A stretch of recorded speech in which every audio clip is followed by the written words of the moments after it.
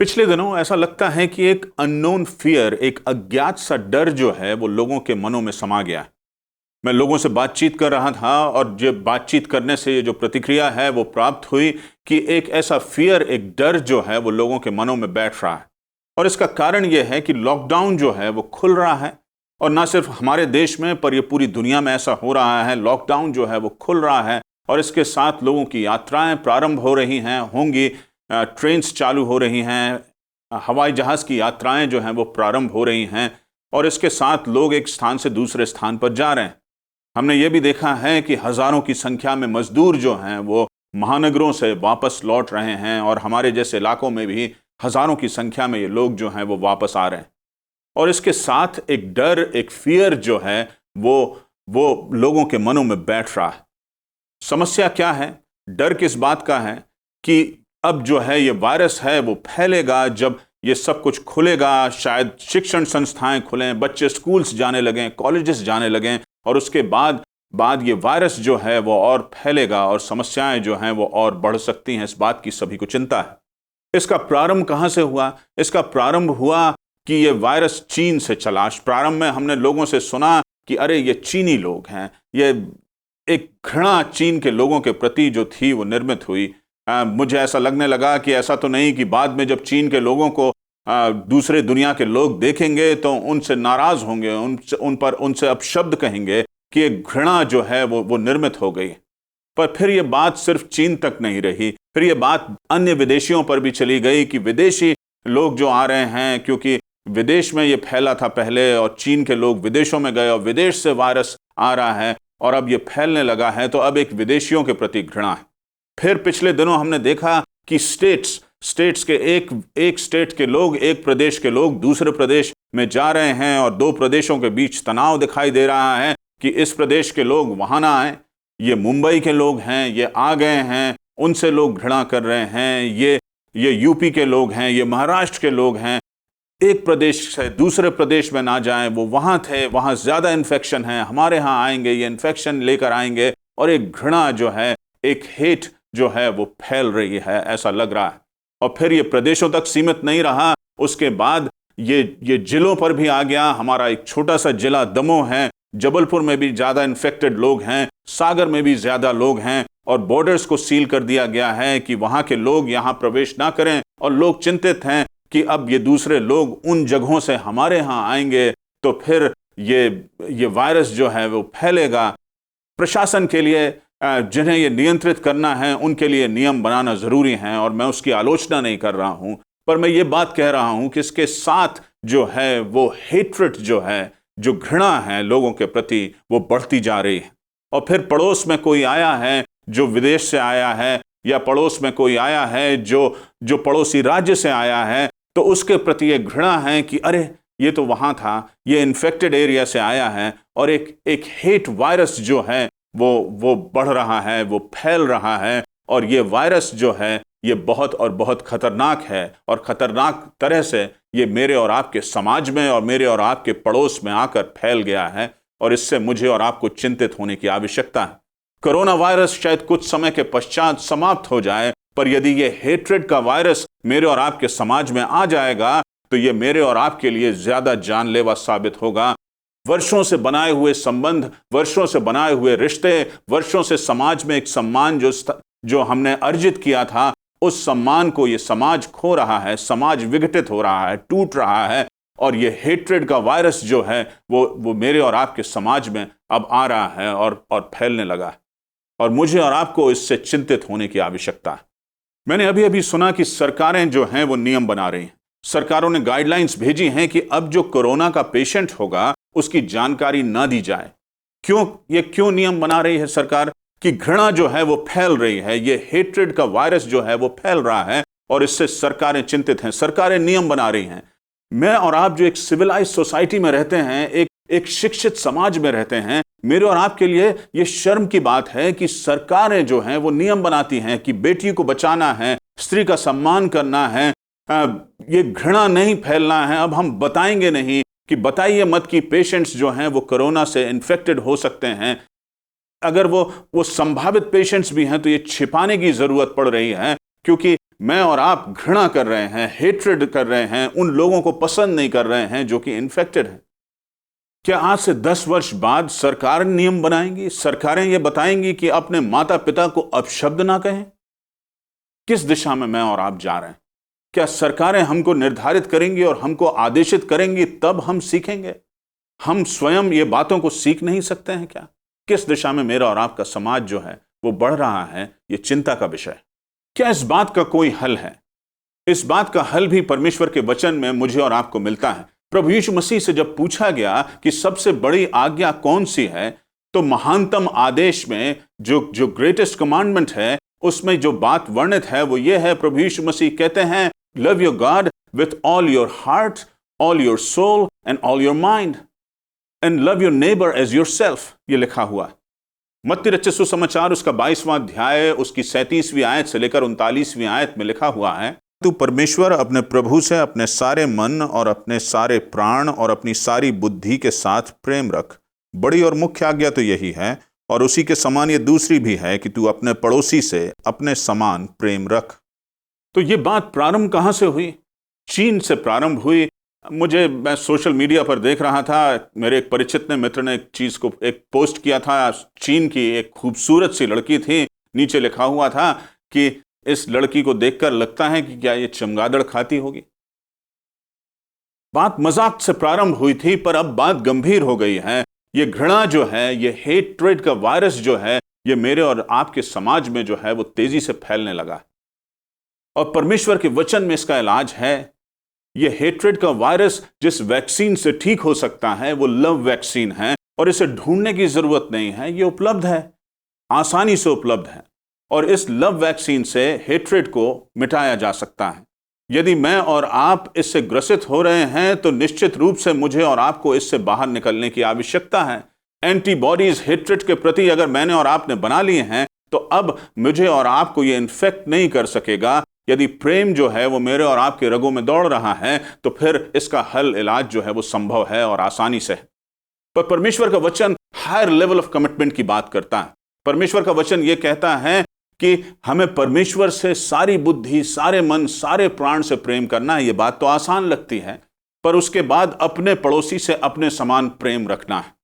ये पड़ोसी जो मेरे और आपके नजदीक रह रहे हैं, ये जो मेरे पड़ोसी जिले के लोग हैं, पड़ोसी प्रदेश के लोग हैं, इनसे मुझे और आपको प्रेम के साथ रहना है। परमेश्वर का वचन जो है वो ये कह रहा है। पापी से घृणा करने की बात प्रभु यीशु मसीह कहते नहीं है, पाप से घृणा करने की बात कहते हैं। इंसान से घृणा नहीं करना है। अस्पताल में डॉक्टर्स जो हैं, जो इलाज करने वाले हैं, जो हेल्थ वर्कर्स हैं, वो बीमारी से तो घृणा करते हैं कि उस बीमारी का वो पूरी दक्षता के साथ इलाज करेंगे, लेकिन बीमार को स्नेह से अंदर बुलाते हैं और उसके स्नेह के साथ उसका इलाज करते हैं। और ये मुझे और आपको सीखने की आवश्यकता है। फिर ये पड़ोसी से प्रेम करने वाली बात है, तो हमें लगता है ये काम भी हम आसानी से कर सकते हैं। परमेश्वर से प्रेम करना है, ये तो किया जा सकता है, क्योंकि परमेश्वर सर्वशक्तिमान है। उसे सारी बुद्धि, सारे मन, सारे प्राण से प्रेम करना है। पड़ोसी से प्रेम करना है, हम कर सकते हैं। ये आसान तब होता है जब पड़ोसी कठिन दौर से होकर गुजर रहा है। अगर वो, उसके परिवार में कोई मृत्यु हुई है तो हम वहां पहुंच जाते हैं। हम उसके साथ बहुत बार उसकी पीड़ा में आंसू बहाते हैं। ये करना शायद आसान होता है जब वो कठिन दौर से गुजर रहा है। पर जब खुशी का समय है, जब संतान मेरे यहाँ भी नहीं हो रही है, पड़ोसी के यहाँ भी नहीं हो रही है, और उसके यहाँ कोई संतान पैदा हो जाती है, उसका मकान बेहतर हमसे बन जाता है, उसकी जो कार है, उसकी जो गाड़ी है, उसकी जो मोटरसाइकिल है, वो हमसे ज़्यादा बेहतर हो जाती है, तब वो खुश है। क्या हम उतने ही खुश उसके साथ हो सकते हैं? ये कठिन कार्य है। ये हायर लेवल ऑफ कमिटमेंट की यहाँ पर आवश्यकता है, और परमेश्वर का वचन मुझसे और आपको हायर लेवल ऑफ कमिटमेंट के लिए ही कहता है। अभी अभी मैं कोरोना वायरस के बारे में एक और नई चीज पढ़ रहा था कि चीन के नॉर्दर्न इलाके में, नॉर्दर्न प्रोविंस में, ये एक नए रूप में जो है वो फिर से बढ़ रहा है। और डॉक्टर्स जो हैं वहाँ वो चिंतित हैं, और वो इस बात से चिंतित हैं कि ये फिर से फैल सकता है, ये और फैलेगा और घातक होगा, और जो ये लॉकडाउन सारी दुनिया जो है जो खोल रही है, ये शायद उचित निर्णय नहीं है। चिंता का विषय है। इस बात से मैं और आप सहमत होंगे कि ये जो कोविड-19 की समस्या है, ये जो कोरोना वायरस की समस्या है, इसने एक दानव और इसने एक दैत्य का रूप ले लिया। परमेश्वर के वचन में यदि आप देखेंगे तो पहला शमूएल 17 में एक कहानी जो है वो वर्णित है, दाऊद और गोलियत की। ये एक सामान्य सी कहानी है जो संडे स्कूल के बच्चों को भी पढ़ाई जाती है, बच्चे से पढ़ते हैं। क्या कहानी है? गोलियत है, एक बहुत बड़ा दानव है, दैत्य है, फिलिस्ती है। ये एला की तराई में है और ललकार रहा है इजरायलियों को। क्या ललकार रहा है? कि कोई भी है, युद्ध करने आ जाओ। 9 फुट 9 इंच ऊंचा ये दानव जैसा व्यक्ति है और आर्मर्स पहने हुए है और तलवार लिए हुए है और मुकुट पहने हुए है, और वो ललकारता है कि कोई किसी में हिम्मत है और आ जाओ, मुझसे लड़ाई करो। और हिम्मत कौन करता है? एक छोटा सा दाऊद जो है वो निर्णय करता है। वो जाता है और वो शाऊल राजा के पास चला जाता है और कहता है मैं लड़ाई करूंगा। और शाऊल राजा उससे बातचीत करता है और दाऊद जो है वो कहता है मुझे पूर्व में सिंह के पंजे से और भालू के पंजे से परमेश्वर ने मेरी सहायता पूर्व में की है, मुझे बचाया है और मैं तैयार हूं और मैं इस दानव से लड़ना चाहता हूं। एक अजीब सी कहानी है। एक छोटा सा व्यक्ति जो है वो आ गया है किसी शक्तिशाली मोटरसाइकिल से रेस करने के लिए। एक छोटा सा व्यक्ति अपनी एक्टिवा लेके, अपनी एक टीवीएस लेकर खड़ा हो गया है कि मैं ऐसा करूंगा। चक्रवात में एक कोई मजबूत झाड़ नहीं है, एक टूथपिक है जो आके खड़ी है और चुनौती दे रही है चक्रवात को। और यह काम दाऊद जो है वो करने को तैयार हो गया। अब वो कहता है कि मैं ऐसा करूंगा। और कैसे करूंगा? परमेश्वर के वचन में लिखा हुआ है कैसे वो करेगा, और वो परमेश्वर की सामर्थ से करेगा। परमेश्वर से वो प्रार्थना करेगा, परमेश्वर के पास जाएगा। गोलियत की चर्चा दाऊद कम करता है, सिर्फ 2 बार करता है 17वें अध्याय में, पर परमेश्वर की चर्चा जो है वो 9 बार करता है, 4 गुना अधिक बार करता है। मेरे और आपके जीवन में भी परमेश्वर जो है वो आश्चर्य कर्म करता है। मेरे और आपके जीवन में भी परमेश्वर आश्चर्यजनक रूप से मेरे और आपके जीवनों को आशीषित करता है। जब मेरे और आपके जीवन में ऐसे गोलियत आते हैं, समस्याएं आती हैं जो दानव के रूप की होती हैं, परमेश्वर मेरे और आपकी मदद करता है। आप स्मरण करेंगे तो आप निश्चित रूप से उन्हें देख पाएंगे। जिस भवन में यहां बैठा हूं मैं, इस भवन को स्मरण करता हूं। लगभग 10 वर्ष पूर्व की बात है। समस्या थी, ऐसा लगता था कि पूरा का पूरा प्रदेश जो है वो विरुद्ध हो गया है और हमारे विरुद्ध कार्रवाइयां जो हैं वो चल रही हैं और ये भवन हमसे ले लिया जाएगा। पर उसके बाद एक परिचित हैं, मेरे मित्र हैं, नज़दीकी हैं, मेरे छोटे भाई शशांक हैं, उनके पास मैं गया, उनसे मदद मांगी। रात के समय पूरी रात प्रयास किए गए और उसके बाद वहाँ से प्रयास प्रारंभ हुए और आश्चर्यजनक रूप से परमेश्वर ने हल जो है वो निकाला। एक नया परिसर जो है उसके बाद वो डेवलप करना हमने प्रारंभ किया। परमेश्वर ने इससे कहीं बेहतर जो सुविधा है वो परमेश्वर ने उपलब्ध कराई है। पर 10 वर्ष बाद भी मैं उसी स्थान पर बैठा हूं और इसका पूरा का पूरा श्रेय जो है, जो किया गया है, वो परमेश्वर की सामर्थ से हुआ है, क्योंकि ये मानव के प्रयासों से असंभव कार्य दिखाई दे रहा था। मैंने अपने भाई, अपने बड़े भाई, उनका नाम भी डेविड है, उनकी चर्चा आपसे पिछले दिनों की। ओपन हार्ट सर्जरी है, एक बड़ा दानव सामने है। ये मानव शरीर पर होने वाली सबसे कठिन सर्जरी है, पर कैसे संभव हुआ? परमेश्वर की सामर्थ्य से संभव हुआ। इस दानव का, इस दैत्य का सामना परिवार ने किया। परिवार का हर व्यक्ति चिंतित था, व्यथित था। मैं स्वयं प्रार्थना करने जब गया तो कठिनाई हो रही थी, शब्द नहीं मिल रहे थे। चिंता का समय था, पूरे परिवार के लिए था। पर इस दानव का सामना जो है वो परमेश्वर की सामर्थ से किया गया। परमेश्वर का वचन, पहला इतिहास उसका 16वां अध्याय और उसकी 12वीं आयत में कहता है कि मुझे और आपको जो आश्चर्य कर्म परमेश्वर ने मेरे और आपके जीवनों में किए हैं, उन्हें स्मरण रखना है, उन्हें स्मरण करना है। जब हम कठिन दौर से गुजरते हैं तो विचार करना है कि पूर्व में परमेश्वर ने क्या मेरे और आपके लिए किया है, और उसके बाद अपने जीवनों को दृढ़ता से आगे बढ़ाना है। दाऊद और गोलियत की जो घटना है उसमें भी यही बात सामने है। दाऊद जो है वो परमेश्वर पर भरोसा कर रहा है, वो पुरानी बातों को स्मरण कर रहा है। दाऊद क्या था? दाऊद एक चरवाहा था, भेड़ों की रखवाली करता था। रात में सिंह और भालू जो थे वो प्रहार करते थे, उनसे वो बचता था, भेड़ों को बचाता था, स्वयं बचता था, और परमेश्वर आश्चर्यजनक रूप से यह कार्य उसके जीवन में करता था। और वो इस बात को स्मरण करता है और फिर उसी विश्वास के साथ वो लड़ने चला जाता है, गोलियत के सामने खड़ा हो जाता है और फिर गोलियत पर वो प्रहार करने को तैयार है। क्या करता है दाऊद? दाऊद तराई में जाता है और 5 पत्थर उठाता है। मुझे इस्राएल जाने का अवसर मिला और उसी एला तराई से पत्थर उठाकर मैं लेकर आया था कि मैं भी ये पत्थर ले जाता हूं जहां से दाऊद ने पत्थर उठाए होंगे। पर उन पत्थरों को लेकर और इन छोटे से छोटे पत्थरों को लेकर इस दैत्य के सामने, इस दानव के सामने खड़ा हो जाता है।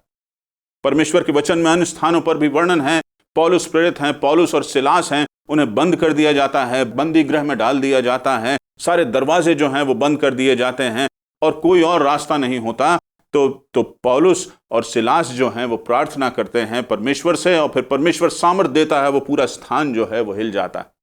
दाऊद एक बड़ी चुनौती के सामने खड़ा हुआ है और यही कार्य कर रहा है। परमेश्वर से सामर्थ मांग रहा है, परमेश्वर की सामर्थ पर भरोसा कर रहा है और इस चुनौती का सामना कर रहा है। और फिर वो चुनौती का सामना करता है। दानव जो है वो, गोलियत जो है वो हंस रहा है और इतनी जोर से हंसता है कि उसका हेलमेट जो है, जो वो पहना है कवच, वो हट जाता है और गोफन से, एक पत्थर से दाऊद उसे मारता है, उसे चोट लगती है, वो नीचे गिरता है, उसकी तलवार से वो उसे घात करता है। दौड़ता हुआ दाऊद उसकी तरफ जाता है। मेरे और आपके जीवन में जब समस्याएं आती हैं तो मैं और आप क्या करते हैं? क्या ये देखते हैं कि समस्या कितनी बड़ी है? ये तो बहुत बड़ी है, ये तो दानव जैसी समस्या है, इसका हल कैसे संभव है? या फिर मैं और आप परमेश्वर की ओर जाते हैं, परमेश्वर से सामर्थ मांगते हैं और फिर उस समस्या की ओर दौड़ते हैं कि इस समस्या का हल, अब इस समस्या को हम समाप्त करेंगे और अपनी सामर्थ से नहीं, परमेश्वर की सामर्थ से करेंगे। भजन का लिखने वाला लिखता है कि मैं अपनी आंखें पर्वतों की ओर लगाऊंगा, मुझे सहायता कहां से मिलेगी? मुझे सहायता उस परमेश्वर से मिलेगी।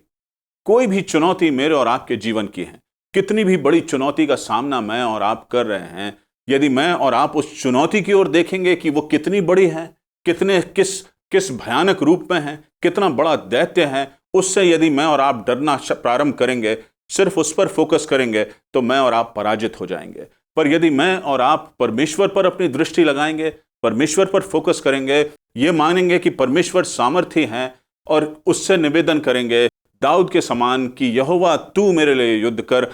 आगे लिखा हुआ है पहला शमूएल 17वां अध्याय और उसकी 47वीं आयत में कि ये संग्राम जो है वो परमेश्वर का। यदि ये लड़ाई मेरी ना होके परमेश्वर की हो जाएगी तो फिर मुझे और आपको जो विजय है वो निश्चित रूप से मिलेगी। ये हेट वायरस जो मेरे और आपके समाज में आ गया है, जिसने मेरे और आपके समाज को इन्फेक्टेड कर दिया है, ये कोरोना वायरस का जो दैत्य है मेरे और आपके सामने और इस दुनिया के सामने है, इसे पराजित यदि मुझे और आपको करना है तो ये सिर्फ और सिर्फ परमेश्वर की सामर्थ से होगा। मेरे और आपके जीवन की समस्याएं, चाहे वो कोई भी समस्याएं हों, नौकरी से संबंधित समस्या है, बिल्स पटाने से संबंधित समस्या है, परिवार में बीमारी है, कोई भी मेरे और आपके जीवन की जो समस्याएं हैं उनका हल मुझे और आपको परमेश्वर की सामर्थ से करना है। यदि मैं और आप अपनी समस्याओं का हल परमेश्वर की सामर्थ से करेंगे तो निश्चित रूप से मैं और आप जयवंत होंगे। परमेश्वर हम सबों को आशीष दे।